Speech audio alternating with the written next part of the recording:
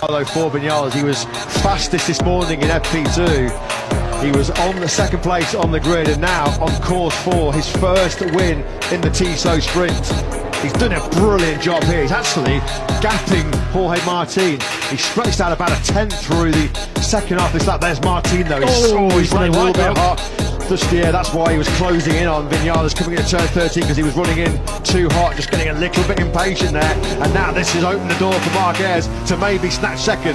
Yeah, Martin's just not quick enough on the right part of the racetrack to bring himself onto the tail of Vinales into the overtaking spots. And now on the final lap, Vinales has got a little bit of breathing space and Martin's more thinking about defence. Marc Marquez's eyes will have lit up with that mistake into turn 13. Vinales has got 0.6 of a second to play with on the final lap. Yeah, Vinales, him and Marc Marquez, the only two riders in the 138 on that penultimate lap. A 38.9 once again for Vinales. He's not just had the great speed, he's married that with some brilliant consistency as well. And that's why he just never gave Martin a sniff of taking that 11th sprint win. Martin's main mission now is to make sure that he doesn't lose second place to Marc Marquez. But Vinales looks like he's got this one covered.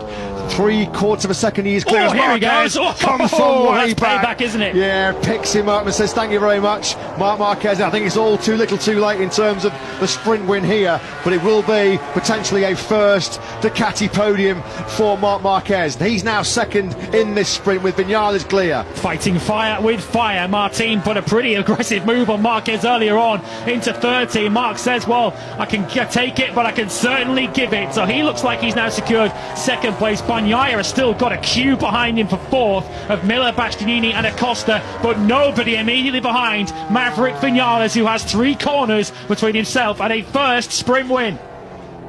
This was the Maverick Vinales that Aprilia gambled on when he had that acrimonious split from Yamaha halfway through 2021. They have been waiting and waiting and waiting for the real Maverick Vinales to stand up and be counted. He has done so far in this Tissot Sprint. We remind you, he's lost 2.5 kilos in body weight this weekend alone. Was that another late crash as Maverick Vinales comes out of the final corner? The Top Gun is back on top in MotoGP. He wins the Tissot Sprint here in the Grand Prix of Portugal. First win for Maverick Vinales in factory Aprilia colours. Great job by him. Marc Marquez does indeed take his first Ducati podium. An aggressive late move on Jorge Martin sees Marquez come from 8th to a brilliant second place. Martin, there's no continuation of his sprint domination. He still takes third place though. First time he's finished outside the top 2 in a sprint since Catalonia last year, and albeit potentially briefly